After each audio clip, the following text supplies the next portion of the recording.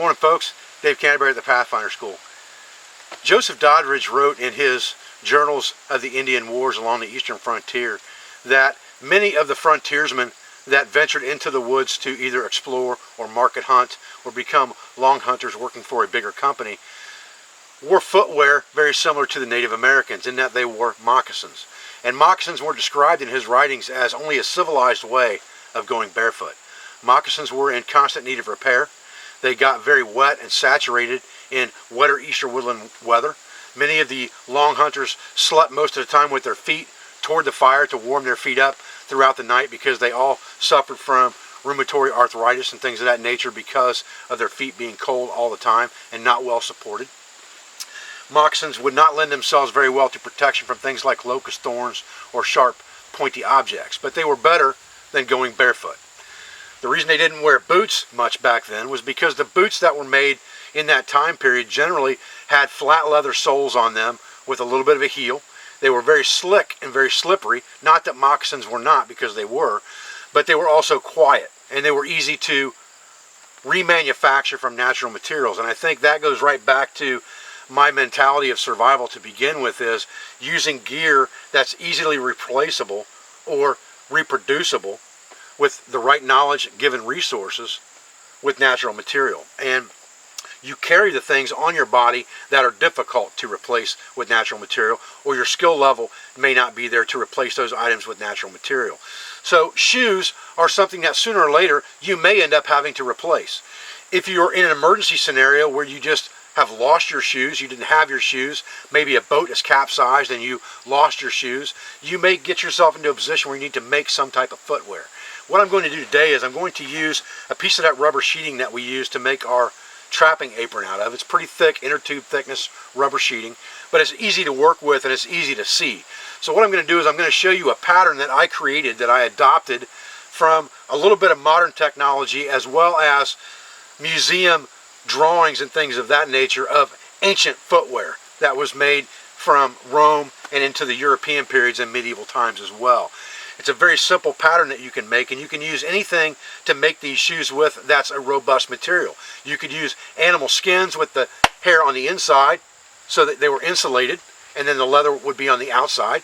You could use rubber sheeting like we're going to use today if you were trying to make some type of waterproof footwear in an emergency, or a stocking shoe of some sort. You could also make them out of brain tan deer hide just like moccasins were made, or you could make them out of a heavy wool blanket or any other material that was robust that you could find in a given situation where you had to make your own shoes. So stay with me, I'm going to show you how to make these right now. It's real simple, guys.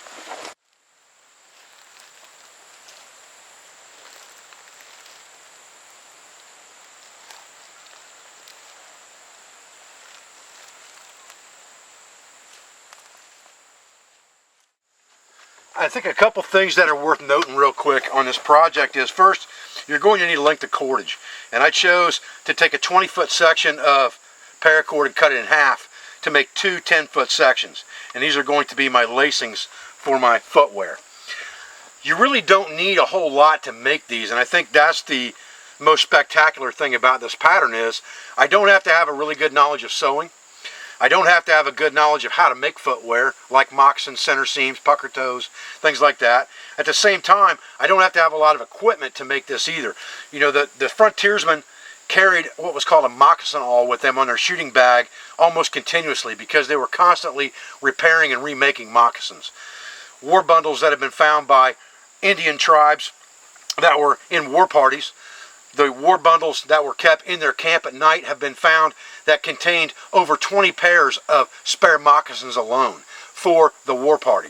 So they went through moccasins at a pretty good rate, and you're going to go through any type of footwear that you manufacture, even something like this, you're going to go through it at a fairly good rate, so you're going to have to be careful what you're walking on and where you're walking.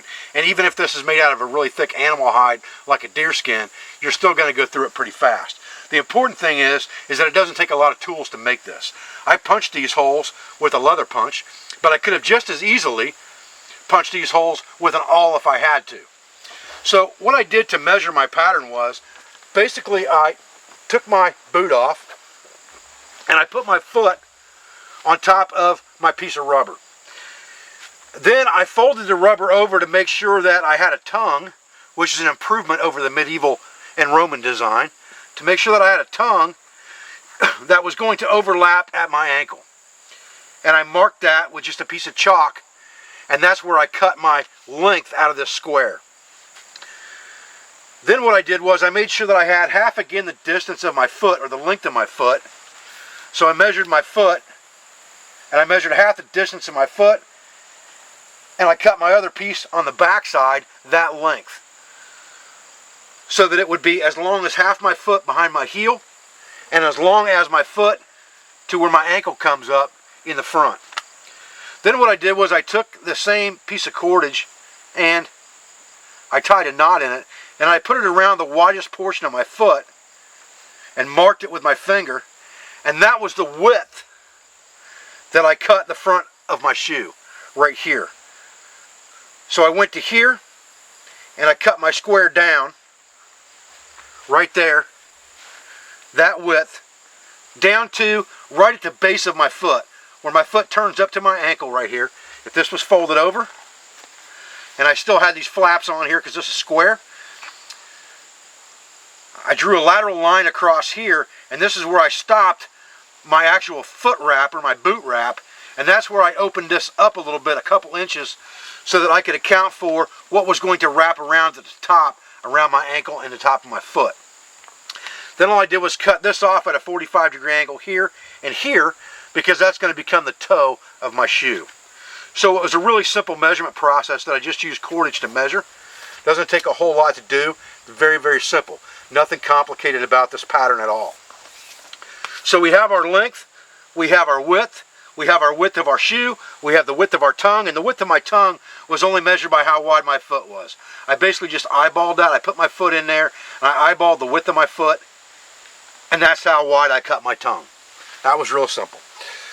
So once I did that, I cut the pattern out so that I had a square back here. I had kind of a house roof looking thing here with a chimney coming out of it, and that was my tongue. Now the next step in the process was to punch my holes. The holes are very easy. Okay, so once I did all of that and I had my pattern laid out, I folded this over just like this, and I punched holes directly on that fold to double my material thickness for my first draw point, because that's going to draw my toe together like this, and I want to double the material thickness right there when my foot's in there, because this is going to take a lot of strain throughout, because my toes are going to be right here. I'm going to be pushing against this all the time when I'm walking, especially downhill. So I doubled my thickness there. Then I just evenly spaced 3 holes here, 3 holes here, 3 holes up this side, and 3 more holes up this side. So I've got 3, 3, 3, 3, and then the double over hole right there. That is all I need to make a shoe. That's it. The rest of it just comes in putting the shoe together. Now, again, I took a piece of paracord that was 20 foot long, and I cut it in half. So basically what I'm going to do is I'm going to come over here, and the first thing I'm going to do is I'm going to feed through both of these holes, just like this. And I'm going to feed through them on this back side, because this is going to be pulled over the top anyway. So we'll go through both of those holes just like this, and then we're going to draw that evenly, so we've got that 10 foot of cordage even. Now, one thing that I found that's important with this is that you always lace these from over the top. And what I mean by that is, when you put your foot in this thing to begin with, you're just going to push it up against the tongue. Now, one thing that you can do with this that I found is very handy, I have a set of alpaca insoles that look like this. And something like this could very easily be made out of a double thickness of wool blanket. All this is a double layer, probably, or triple layer of alpaca material, alpaca felted wool, that's been sewn on a machine to use for insoles inside a pair of boots. And this is twofold in purpose. Number one, it provides insulation from the ground, so it fights conduction on your feet. Number two, it gives you a little bit of padding, so when you're stepping on hard rocks and things like that, it doesn't hurt quite so bad on the bottom of your feet. It gives you also a little bit of a wicking layer in there because alpaca and wool are very wicking, so they're going to pull the moisture away from your foot and into this pad, and then you can just take this pad out at night and let it dry. So if you make an insole like this out of a wool blanket in an emergency, that will help you as well. And then I just laid my insole in and put my foot on top of the insole, just like that. Then I folded this over the top. Now, the first draw, like I said, is going to draw the toe of this moccasin. What I'm going to do from here on out is every one of these lacings is going to go over the top of the hole, like this.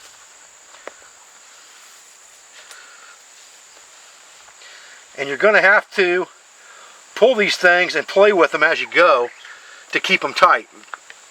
So now what you've got is you've got two lacings coming over the top, just like this. And when you draw that down, that creates the toe of your moccasin.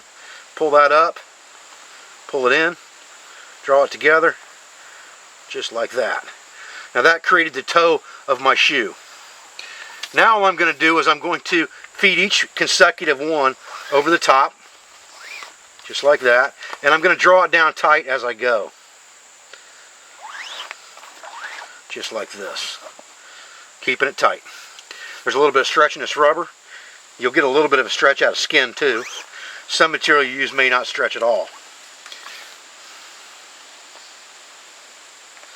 Again, I'm going over the top every time, pulling everything down and keeping it tight. Keeping that tongue flat as I can.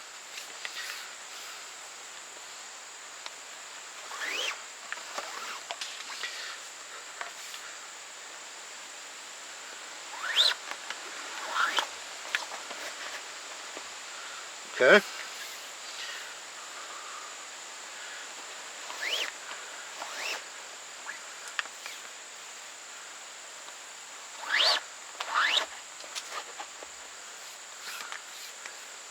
The good thing about this rubber is it's good in binding and it doesn't slip very much. So it holds really well with this paracord when you're lacing it up. Now, once you get the lace holes done, everything else becomes a tie.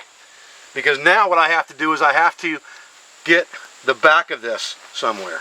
So I'm going to lift this up a little bit so you can see what I'm doing. And I've tucked this tongue down inside. Now I'm going to bring this heel up just like this. And I'm going to fold this one over as tight as I can get it, and this one over as tight as I can get it. And I'm going to pull those down just like that. Then I'm going to fold this back side up and just flap that material over just like this and just like this over the top so they cross. I'm going to come down below my ankle right at the back of my heel with the first tie, keeping it tight all the time. And just cross it all the way up to the top, just like this.